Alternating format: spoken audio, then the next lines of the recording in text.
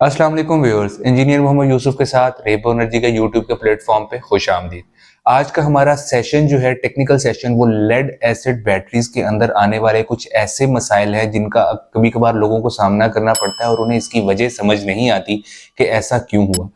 Lead acid batteries के sometimes ढकने फटने का या उस बैटरी के एक्सप्लोड होने के वाकयात सामने आते हैं, चाहे वो ट्यूबुलर हो, चाहे वो लेड एसिड सिंपल हो, प्लेट्स वाली बैटरी हो। ऐसी कंडीशन के अंदर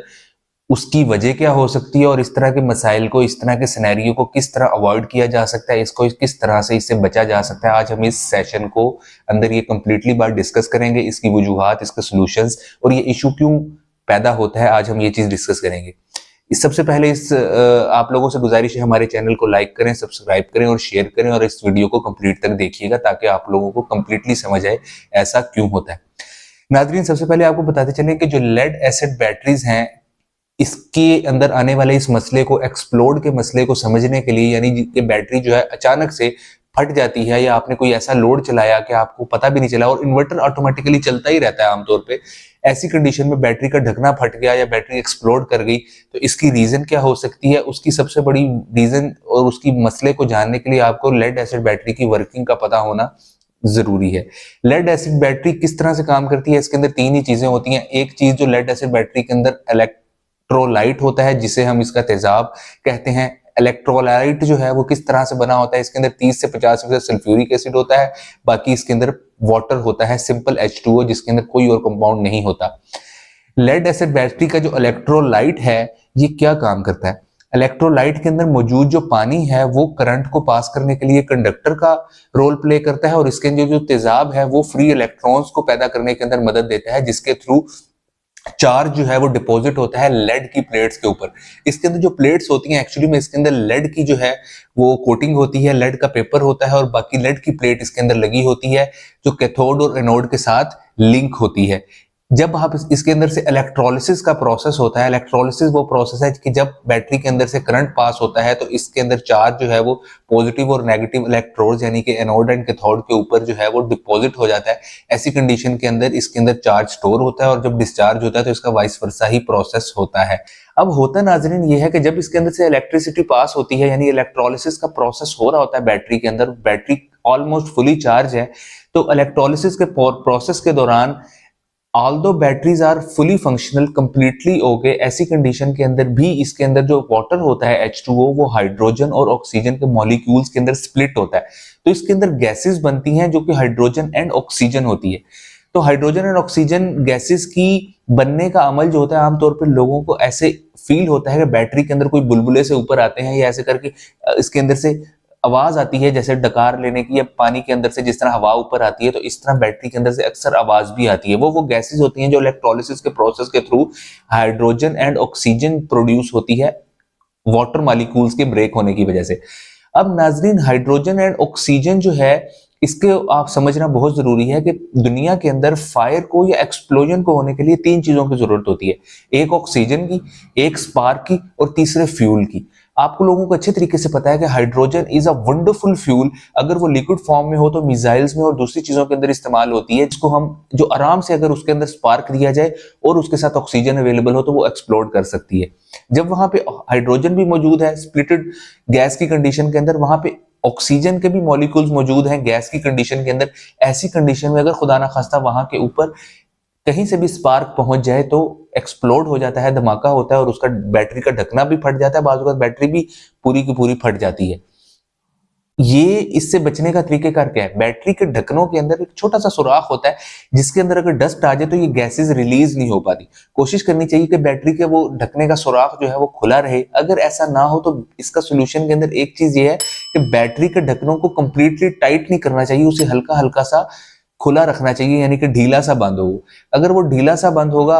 प्रॉपरली फुल टाइट क्लोज नहीं होगा, तो गैसेस वहां से भी निकलती रहेंगी और आपकी बैटरी के अंदर गैसेस जमा नहीं होंगी, यानी कि एक्सप्लोड होने का खदशा मिनिमम हो जाएगा। अब स्पार्क कैसे क्रिएट होता है, चले वहां पे ऑक्सीजन तो आ गई, इलेक्ट्रोलिसिस के अंदर हाइड्रोजन भी आ गई वाटर मॉलिक्यूल के ब्रेक होने की वजह से। वो स्पार्क इस तरह से आता है कि जब आप इन्वर्टर के ऊपर बहुत हैवी लोड चलाते हैं या आप एक बहुत बड़ी लोग अमूमी तौर पे गलती ये करते हैं कि प्लग्स के अंदर बगैर उसका बटन ऑफ किए डायरेक्ट जो है वो प्लग लगाते हैं, स्विच लगाते हैं और उसके बाद डायरेक्ट उसे ऑन करते हैं। ये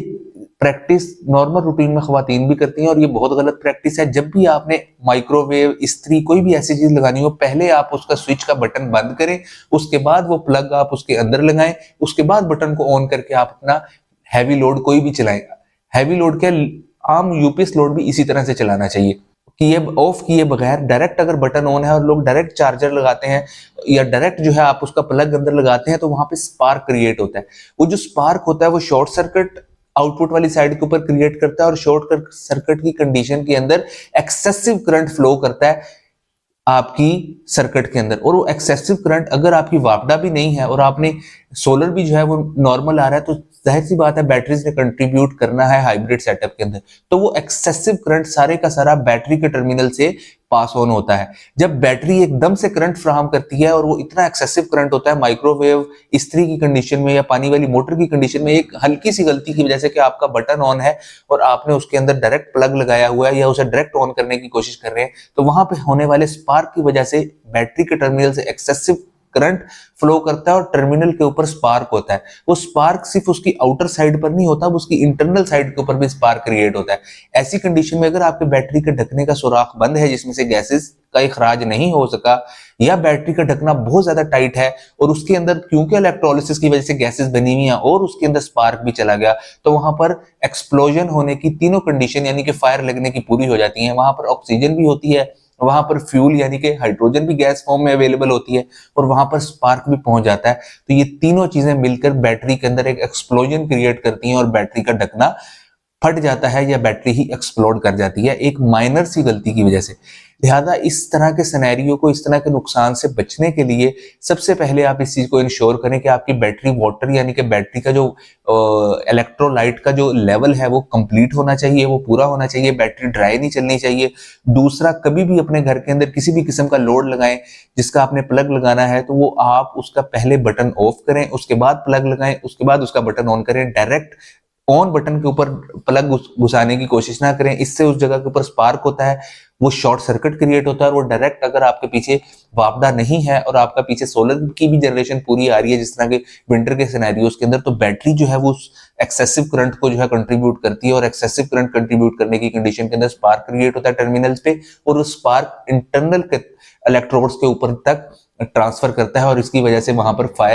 फायर तो ऐसा सच नहीं लगती क्योंकि अंदर फ्यूल की इतनी ज्यादा मिकदार नहीं होती लिहाजा, लेकिन एक्सप्लोजन जरूर हो जाता है वन टाइम। लेकिन वो एक्सप्लोजन जो है लोगों को अमूमी तौर पे बहुत ज्यादा खौफजदा कर देता है और वो परेशान हो जाते हैं और ऑफ कोर्स नुकसान भी होता है। ऑल्दो उसकी प्लेट्स बिल्कुल ठीक होती हैं और वो बैटरी की केसिंग नहीं लगवा लेने से जो कि 4-5 हजार रुपए का एक्सपेंस आता है वो हो जाता है, लेकिन ये एक डेंजरस सिनेरियो है। तेजाब के गिरने की वजह से किसी को किसी भी किस्म का एलर्जिक रिएक्शन भी हो सकता है। अगर खुदा ना खास्ता बैटरी इस तरह से एक्सप्लोड कर जाए एक छोटी सी गलती की वजह से, तो सबसे पहले अपने इन्वर्टर को शट डाउन कर दें क्योंकि इन्वर्टर बिल्कुल काम करना बंद नहीं करता। इन्वर्टर को पता भी नहीं चलता क्योंकि वो टर्मिनल के साथ केबल लगी होती है और वो वोल्टेज पूरा ही दिखा रहा होता है क्योंकि वोल्टेज होते भी पूरे हैं। लेकिन ऐसी कंडीशन के अंदर इन्वर्टर को बंद करना और बैटरीज को फौरी तौर के ऊपर शट डाउन करना बहुत जरूरी है ताकि